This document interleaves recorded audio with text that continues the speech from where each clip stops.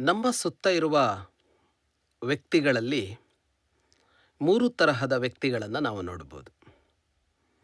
ಒಂದು ನಮಗೆ ಇಷ್ಟವಾಗುವ ವ್ಯಕ್ತಿಗಳು, ಇನ್ನೊಂದು ಗುಂಪು ನಮಗೆ ಇಷ್ಟವಾಗದ ವ್ಯಕ್ತಿಗಳು, ಮೂರನೆಯ ಗುಂಪು ನಮಗೆ ಯಾವ ಅಭಿಪ್ರಾಯವೂ ಇಲ್ಲದ ಗುಂಪುಗಳು, ತಟಸ್ಥ ಅಂತ. ಎಲ್ಲ ವ್ಯಕ್ತಿಗೂ ಅವನ ಬದುಕಿನಲ್ಲಿ ಈ ತರಹದ 3 ತರಹದ ವ್ಯಕ್ತಿಗಳು ಕಂಡೇ ಕಾಣ್ತಾರೆ, ಅಥವಾ ಅವನ ಸುತ್ತ ಇರುವ ವ್ಯಕ್ತಿಗಳಲ್ಲಿ ಈ 3 ಸ್ವಭಾವ ಇದ್ದೇ ಇರಬೇಕು. ಅವರಿಗೂ ಹಾಗೆಯೇ ಇಷ್ಟವಾಗುವವರು, ಇಷ್ಟವಾಗದೇ ಇರುವವರು ಮತ್ತು ಇಷ್ಟವೂ ಇಲ್ಲ, ಇಷ್ಟ ಇಲ್ಲ ಅಂತಲೂ ಅಲ್ಲ, ಯಾವುದೂ ಇಲ್ಲದೇ ಇರುವಂತಹ ವ್ಯಕ್ತಿಗಳು ಅಂತ. ಇದು ಹೇಗೆ ರೂಪುಗೊಳ್ಳುತ್ತೆ? ಯಾರೋ ಒಬ್ಬರು ಯಾಕೆ ಇಷ್ಟ ಆಗುತ್ತಾರೆ, ಯಾರೋ ಒಬ್ಬರು ಯಾಕೆ ಇಷ್ಟ ಆಗೋದಿಲ್ಲ ಅಂತ ಅಂದರೆ ಅದಕ್ಕೆ ಹಲವು ಕಾರಣಗಳಿರ್ತವೆ. ನಾವು ಯೋಚಿಸುವ ವಿಧಾನ, ನಮ್ಮ ಆಸೆ ಆಕಾಂಕ್ಷೆಗಳನ್ನು ಅವರು ಈಡೇರಿಸ್ತಾರಾ ಈಡೇರಿಸೋದಿಲ್ವಾ ಅನ್ನುವಂಥದ್ದು, ನಮ್ಮ ಬದುಕಿಗೆ ಅವರು ತೊಂದರೆ ಆಗ್ತಾರಾ ಅನ್ನುವಂಥದ್ದು, ನಮ್ಮ ಅವಕಾಶಗಳನ್ನು ಅವರು ಕಿತ್ತುಕೊಳ್ತಾ ಇದ್ದಾರಾ ಅನ್ನುವಂಥದ್ದು, ನಮ್ಮ ಬೆಳವಣಿಗೆಯನ್ನು ಅವರು ಸಹಿಸ್ತಾರಾ ಸಹಿಸೋದಿಲ್ವಾ ಅನ್ನುವಂಥದ್ದು, ನಾವು ಒಪ್ಪುವ ಸಿದ್ಧಾಂತವನ್ನು ಅವರು ಒಪ್ತಾರಾ ಇಲ್ವಾ ಅನ್ನುವಂಥದ್ದು. ಹೀಗೆ ಹಲವು ಕಾರಣಗಳು. ಒಮ್ಮೆ ಇಷ್ಟವಾದವರು ಆಮೇಲೆ ಇಷ್ಟವಾಗದೇ ಹೋಗುತ್ತಾರೆ, ಇಷ್ಟವಾಗದೇ ಇದ್ದವರು ನಂತರ ಇಷ್ಟವಾಗುತ್ತಾ ಹೋಗ್ತಾರೆ. ಹೀಗೆಲ್ಲ ಇರುತ್ತೆ. ಈ ಇಷ್ಟ ಮತ್ತು ಇಷ್ಟವಿಲ್ಲದಿರುವಿಕೆಯ ಹಿನ್ನೆಲೆಯಲ್ಲಿ ಪ್ರೀತಿ ಮತ್ತು ದ್ವೇಷ ಅನ್ನುವ 2 ಕ್ರಿಯೆಗಳು ಹುಟ್ಟಿಕೊಳ್ತಾ ಹೋಗ್ತವೆ. ಇಷ್ಟ ಇರೋದನ್ನು ಪ್ರೀತಿಸ್ತೀವಿ, ಇಷ್ಟ ಇಲ್ಲದೇ ಇರೋದನ್ನು ದ್ವೇಷಿಸ್ತೀವಿ ಅಂತ. ಇದೆರಡೂ ಅಲ್ಲದ ಒಂದು ಭಾವ ಇದೆ, ಸಮಭಾವ. ಅದು ತಟಸ್ಥವಾಗಿ ಇರುವಿಕೆ ಅಂತ. ಕೃಷ್ಣ ಗೀತೆಯಲ್ಲಿ ಹೇಳ್ತಾನಲ್ಲ, ಅವನ ನಿಲುವುದು ನಮೇ ದ್ವೇಷ್ಯೋಸ್ತಿ ನ ಪ್ರಿಯ ಅಂತ. ನನಗೆ ಯಾರೂ ಇಷ್ಟವಲ್ಲ ಅಂತಲೂ ಇಲ್ಲ, ಯಾರಾದರೂ ಇಷ್ಟ ಅಂತಲೂ ಅಲ್ಲ ಅಂತ ಹೇಳ್ತಾನೆ ಕೃಷ್ಣ. ಇದು ಪ್ರಾಯೋಗಿಕವಾಗಿ ಬಹಳ ಸವಾಲಿನದ್ದು. ಇದು ನಮಗೆ ಗೊತ್ತಿರೋದು ಎರಡೇ, ಒಂದು ಇಷ್ಟವಾಗಬೇಕು, ಇಲ್ಲ ಇಷ್ಟ ಆಗದೇ ಇರಬೇಕು ಅಂತ. ಇಷ್ಟವೂ ಹೌದು, ಇಷ್ಟವೂ ಅಲ್ಲ ಅನ್ನುವ ಈ ಸಮಾನ ಭಾವವನ್ನು ಪಡೆದುಕೊಳ್ಳೋದು ಕಷ್ಟವೇ. ಆದರೆ ಹಾಗೆ ಪಡೆದುಕೊಳ್ಳೋದು ಒಳ್ಳೆಯದು ಅಂತ ಕೃಷ್ಣ ಹೇಳ್ತಾನೆ. ಹಾಗೆ ಪಡೆದುಕೊಳ್ಳೋದು ಒಳ್ಳೆಯದು ಅಂತ ನಮ್ಮ ಪ್ರಾಚೀನವಾದ ಹಲವು ಸಾಹಿತ್ಯಗಳು ಅದನ್ನು ನಿರೂಪಿಸ್ತವೆ. ಮಧ್ಯಸ್ಥನಾಗಿರು ಅಂತ. ಎಲ್ಲವನ್ನೂ ಪ್ರೀತಿಸು, ಆಗದೇ ಇದ್ದರೆ ದ್ವೇಷಕ್ಕಂತೂ ಹೋಗಲೇಬೇಡ ಅಂತ. ಇದು ಆದರ್ಶದ ಮಾತಾಯಿತು. ಆದರೆ ಸಾಮಾನ್ಯರ ಬದುಕು ಅಂತ ತೆಗೆದುಕೊಂಡಾಗ ಕೃಷ್ಣನಂತೆಯೋ ಯುಧಿಷ್ಠಿರನಂತೆಯೋ ಇರೋದಕ್ಕಾಗೋದಿಲ್ವಲ್ಲ ಅಂತ ಅಂದುಕೊಂಡಾಗ ಯಾರನ್ನೋ ಇಷ್ಟಪಡ್ತೀವಿ, ಯಾರೋ ನಮ್ಮನ್ನು ಇಷ್ಟಪಡ್ತಾರೆ. ಯಾರ ಜೊತೆಗೋ ಜಗಳ ಮಾಡ್ತೀವಿ, ಯಾರೋ ನಮ್ಮ ಜೊತೆಗೆ ಜಗಳ ಮಾಡ್ತಾರೆ. ಹೀಗೆಲ್ಲ ಇದ್ದೇ ಇರುತ್ತೆ. ಇದರಲ್ಲಿ ಕೆಲವರು ನಮ್ಮನ್ನು ವಿನಾಕಾರಣ ದ್ವೇಷ ಮಾಡ್ತಾರೆ ಅಂತ ನಮಗನ್ಸುತ್ತೆ. ಎಷ್ಟೋ ಸಲ ಕಾರಣವೇ ಇರೋದಿಲ್ಲ, ನಮ್ಮನ್ನು ಕಂಡ್ರೆ ಆಗೋದಿಲ್ಲ ಅವರಿಗೆ. ನಮ್ಮೊಂದಿಗೆ ಜಗಳ ಆಗೋದಕ್ಕೆ ಅವರು ಕಾರಣಗಳನ್ನು ಹುಡುಕ್ತಾರೆ. ಏನೋ ಒಂದು ಕಾರಣವನ್ನು ಹುಡುಕಿ ಜಗಳ ಮಾಡ್ತಾರೆ, ನಮ್ಮ ವಿರುದ್ಧವಾಗಿ ಗುಂಪು ಕಟ್ತಾರೆ. ಅದು ನಾವು ಮಾಡುವ ವೃತ್ತಿಯ ಕ್ಷೇತ್ರದಲ್ಲಿರ್ಬೋದು, ನಾವು ವಾಸ ಮಾಡುವ ಬೀದಿಯಲ್ಲಿರ್ಬೋದು, ಎಲ್ಲಿಯೋ ಒಂದು ಕಡೆ. ಒಟ್ಟು ನಾವಿರುವಲ್ಲಿ ಕೆಲವರಿಗೆ ನಮ್ಮೊಂದಿಗೆ ಜಗಳ ಮಾಡೋದೇ ಕಾಯಕ ಆಗಿರುತ್ತೆ ಅಂತ. ಇದು ಕೆಲವೊಮ್ಮೆ ನಮ್ಮ ಅತ್ಯಂತ ಸನಿಹಿದವರಲ್ಲೂ ಇದು ಕಾಣಿಸಿಬಿಡತ್ತೆ. ಕೆಲವು ವ್ಯಕ್ತಿಗಳನ್ನು ನಾವು ಬದುಕಿನಿಂದ ಹೊರ ಹಾಕೋದಕ್ಕಾಗೋದಿಲ್ಲ.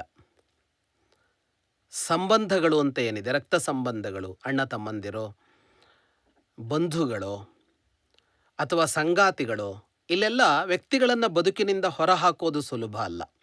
ಬದುಕಿಡೀ ಇವರು ಜೊತೆಗೆ ಇರ್ತಾರೆ ಒಂದಲ್ಲ ಒಂದು ತರಹದಲ್ಲಿ ಅಂತ. ಹೊರಗಿಟ್ಟರು ಅವ್ರು ಒಳಗೆ ಇರ್ತಾರೆ ಅಂತ. ಅಣ್ಣ ತಮ್ಮ ಜಗಳಾಗಿ ಅಣ್ಣ ಬೇರೆ ತಮ್ಮ ಬೇರೆ, ಒಬ್ಬರಿಗೊಬ್ಬರು ಮಾತಾಡೋದಿಲ್ಲ ಅಂತ ಕುಳಿತುಕೊಂಡ್ರು ಬದುಕಿನಲ್ಲಿ ಇನ್ನೊಬ್ಬನ ಉಪಸ್ಥಿತಿ ಅನ್ನೋದು ಇದ್ದೇ ಇರುತ್ತೆ. ಹಾಗಾಗಿ ನಿರಾಕರಿಸಲಾಗದ ವ್ಯಕ್ತಿಗಳು ಬದುಕಿನಲ್ಲಿ ಇರ್ತಾರೆ. ಅಂತಹ ವ್ಯಕ್ತಿಗಳು ಕೆಲವೊಮ್ಮೆ ನಮ್ಮನ್ನು ದ್ವೇಷ ಮಾಡೋದಕ್ಕೆ ಆರಂಭ ಮಾಡ್ತಾರೆ. ದ್ವೇಷದಿಂದಾಗಿ ಬಹಳ ಕಷ್ಟ ಕೊಡ್ತಾರೆ ಅವರು ನಮಗೆ.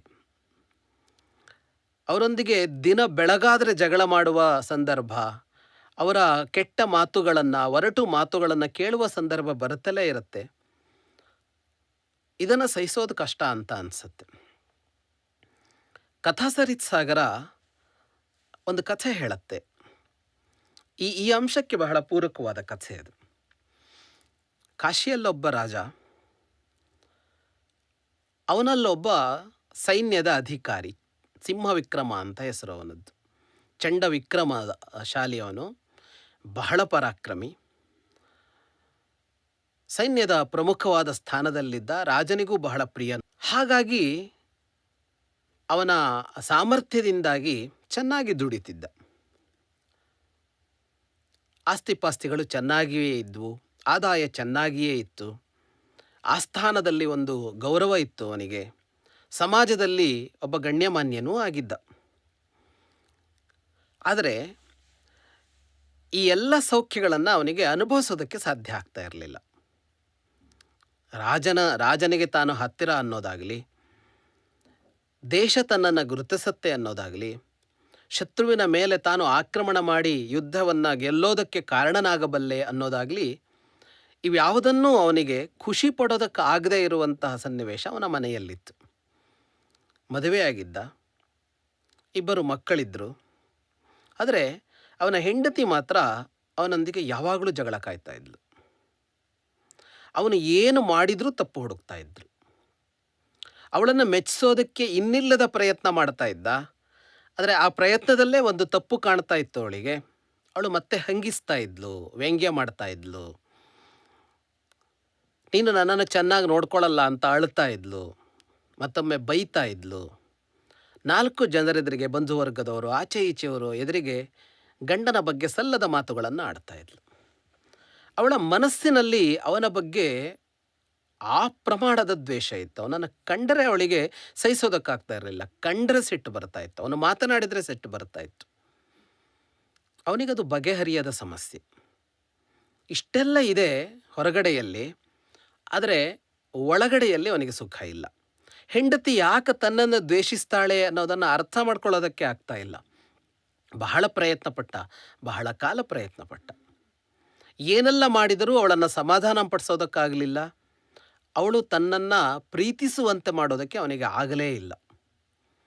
ಒಂದು ದಿನ ಬೇಸತ್ತ, ಇನ್ನು ಆಗೋದೇ ಇಲ್ಲ ಅಂತ ಅನ್ನಿಸ್ತು ಅವನಿಗೆ.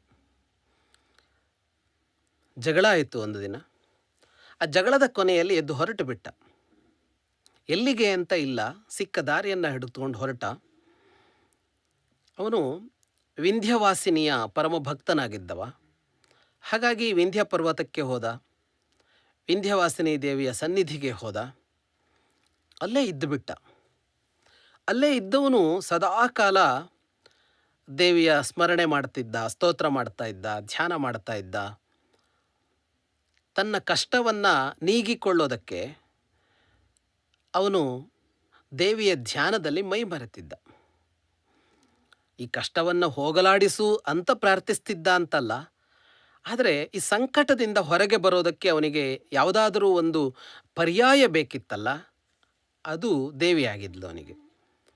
ಹೀಗೆ ದೇವಿಯ ಧ್ಯಾನದಲ್ಲೇ ಬಹಳ ಕಾಲ ಮುಳುಗಿದ ಅವಳ ಉಪಾಸನೆಯಲ್ಲಿ ದೇವಿಗೆ ಕನಿಕರ ಮೂಡುತ್ತ ಅವನ ಬಗ್ಗೆ. ಒಂದು ದಿನ ಅವನ ಕನಸಲ್ಲಿ ಬಂದು ಹೇಳಿದ್ಲು, ನಿನ್ನ ಸಂಕಷ್ಟ ಎಲ್ಲ ನಿವಾರಣೆ ಆಗತ್ತೆ, ನೀನು ವಾಪಸ್ ಊರಿಗೆ ಹೋಗು. ಊರಿನ ಹೊರಭಾಗದಲ್ಲಿ ಒಂದು ಹಳೆಯ ಆಲದ ಮರ ಇದೆ, ಅದರ ಬುಡದಲ್ಲಿ ಅಗಿಬೇಕು. ನೀನು ನೆಲವನ್ನು ಅಗೆದಾಗ ಅದರಲ್ಲಿ ನಿನಗೆ ನಿಧಿ ಸಿಗತ್ತೆ, ಆ ನಿಧಿಯನ್ನು ಉಪಯೋಗಿಸು. ಹಾಗೆಯೇ ಅಲ್ಲಿ ಬಂಗಾರದ ತಟ್ಟೆ ಸಿಗತ್ತೆ, ಆ ತಟ್ಟೆಯಲ್ಲಿ ಪರಿಹಾರ ಇದೆ ಅಂತ ಹೇಳಿದರು. ಏನು ಪರಿಹಾರ ಅಂತ ಗೊತ್ತಾಗಲಿಲ್ಲ. ವಾಪಸ್ ಊರಿಗೆ ಬಂದ. ಊರಿಗೆ ಬಂದವ ಆ ಆಲದ ಮರವನ್ನು ಹುಡುಕಿ ಅದರ ಬುಡದಲ್ಲಿ ಅಗೆದ. ಒಂದು ಅಪಾರವಾದ ನಿಧಿ ಕುಂಭ ಸಿಕ್ತು ಅವನಿಗೆ, ಕೊಪ್ಪರಿಗೆ ಸಿಕ್ತು. ಆದರೆ ಪರಿಹಾರ ಅದಲ್ವಲ್ಲ ದೇವಿ ಹೇಳಿದ್ದು. ಅವನಿಗೆ ಆರ್ಥಿಕ ಸಮಸ್ಯೆ ಅಲ್ವಲ್ಲ ಇದ್ದಿದ್ದು, ಅದು ಅಯಾಚಿತವಾಗಿ ಸಿಕ್ಕಿದ್ದಷ್ಟೇ. ಮತ್ತೂ ಹುಡುಕಿದಾಗ ಬಂಗಾರದ ತಟ್ಟೆ ಸಿಕ್ತು. ಇದರಲ್ಲೇನು ಪರಿಹಾರ ತನ್ನ ಸಮಸ್ಯೆಗೆ ಅಂತ ಅದನ್ನು ಎತ್ತಿ ಮುಖದ ಎದುರು, ಕಣ್ಣಿನ ಎದುರು ಹಿಡಿದುಕೊಂಡ್ರೆ ಅದು ಅವನನ್ನು ಹಿಂದೆ ತೆಗೆದುಕೊಂಡು ಹೋಗ್ತಾ ಇತ್ತು. ಕಾಲದಲ್ಲಿ ಹಿಂದೆ ಹಿಂದೆ ಸರಿಯೋದಕ್ಕೆ ಅದರಲ್ಲಿ ಸಾಧ್ಯ ಆಗ್ತಾ ಇತ್ತು. 1 ವರ್ಷ ಹಿಂದೋದ, 2 ವರ್ಷ ಹಿಂದೋದ, ಯೌವನಕ್ಕೆ ಹೋದ, ಬಾಲ್ಯಕ್ಕೆ ಹೋದ, ಹೀಗೆ ಹೋಗ್ತಾ ಅದು ಅವನ ಹಿಂದಿನ ಜನ್ಮಕ್ಕೆ ಕರೆದುಕೊಂಡು ಹೋಯಿತು. ನೋಡ್ತಾ ಇದ್ದ ಅವನು. ಹಿಂದಿನ ಜನ್ಮದಲ್ಲಿ ಅವನು ಒಂದು ಕಾಡಿನ ಪ್ರಾಣಿಯಾಗಿದ್ದ, ಬಲಿಷ್ಠವಾದ ಪ್ರಾಣಿಯಾಗಿದ್ದ, ಹುಲಿಯೋ ಸಿಂಹವೋ ಯಾವುದೊಂದು ಪ್ರಾಣಿಯಾಗಿದ್ದ. ಅವನ ಹೆಂಡತಿ ಕೂಡ ಅದೇ ಜಾತಿಯ ಪ್ರಾಣಿಯಾಗಿದ್ದ. ಇಬ್ಬರಿಗೂ ಯಾರು ಕಾಡಿನ ರಾಜರಾಗಬೇಕು ಅನ್ನುವ ವಿಷಯದಲ್ಲಿ ಸ್ಪರ್ಧೆ.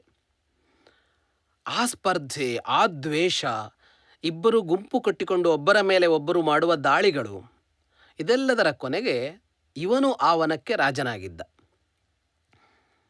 ಹೆಂಡತಿ ಸೋತಿದ್ದಳು, ಈಗಿನ ಹೆಂಡತಿ. ಅಲ್ಲಿಗೆ ಅದು ಮುಗಿದಿತ್ತು. ಅಲ್ಲಿ ಹರಿದು ಬರ್ತಾ ಇದ್ದ ದೃಶ್ಯ ಅಲ್ಲಿಗೆ ನಿಂತಿತ್ತು. ಅವನಿಗೆ ಅರ್ಥ ಆಯ್ತದು. ಈ ದ್ವೇಷಕ್ಕೆ ಕಾರಣ ಇಲ್ಲಿಲ್ಲ, ಅಲ್ಲೆಲ್ಲೋ ಇದೆ, ಜನ್ಮಾಂತರದಲ್ಲಿದೆ ಅದು. ಅದು ಅವಳಿಗೂ ಗೊತ್ತಿಲ್ಲ. ತಾನೇ ಯಾಕೆ ದ್ವೇಷಿಸ್ತೇನೆ ಅನ್ನೋದು ಅವಳಿಗೂ ಗೊತ್ತಿಲ್ಲ. ಅವಳು ಯಾಕೆ ದ್ವೇಷಿಸ್ತಾಳೆ ಅನ್ನೋದು ಇವನಿಗೂ ಇಲ್ಲಿಯವರೆಗೆ ಗೊತ್ತಿರಲಿಲ್ಲ. ಹಾಗಾಗಿ ಅವನಿಗೆ ಅರ್ಥ ಆಯಿತು, ಇದು ಪರಿಹಾರವಾಗದೇ ಇರುವ ಸಮಸ್ಯೆ ಅಂತ ಅರ್ಥ ಆಯಿತು. ದೇವಿ ನಿನಗೆ ಪರಿಹಾರ ಇದೆ ಅಂತ ಹೇಳಿದ್ದು ಎಲ್ಲಿ ಅಂದರೆ, ಇದು ಪರಿಹಾರವಾಗದ ಸಮಸ್ಯೆ ಅಂತ ದೇವಿ ಹೇಳಿದಳು ಅಂತ ಅರ್ಥ ಆಯಿತು. ನಿಧಿ ಸಿಕ್ಕ ಮೇಲೆ ಅವನ ಸಂಸಾರದ ಸಮಸ್ಯೆ ಬಗೆಹರಿತೋ ಇಲ್ವೋ, ಆದರೆ ಸಮಸ್ಯೆ ಅವನನ್ನು ಕಾಡಲಿಲ್ಲ ಅಂತ, ಇದು ಇಷ್ಟೇ ಅಂತ ತೀರ್ಮಾನ ಮಾಡಿಕೊಂಡು ಬದುಕನ್ನು ಮುಂದುವರೆಸಿದ ಅಂತ. ಹೀಗೆ ನಮ್ಮ ಬದುಕಿನಲ್ಲೂ ಇಂತಹ ವ್ಯಕ್ತಿಗಳು ಇದ್ದಿರಬಹುದು. ವಿನಾಕಾರಣ ನಮ್ಮನ್ನು ದ್ವೇಷಿಸುವ ವ್ಯಕ್ತಿಗಳು ಇರಬಹುದು. ಅವರನ್ನು ಸಹಿಸಿಕೊಳ್ಳಬೇಕಾಗತ್ತೆ ಬದುಕಿಡಿ. ಬದಲಾಯಿಸುವ ಪ್ರಯತ್ನ ಮಾಡಬೇಕು. ಬದಲಾಗದೇ ಇದ್ದರೆ ಸಹಿಸಿಕೊಳ್ಳಬೇಕು.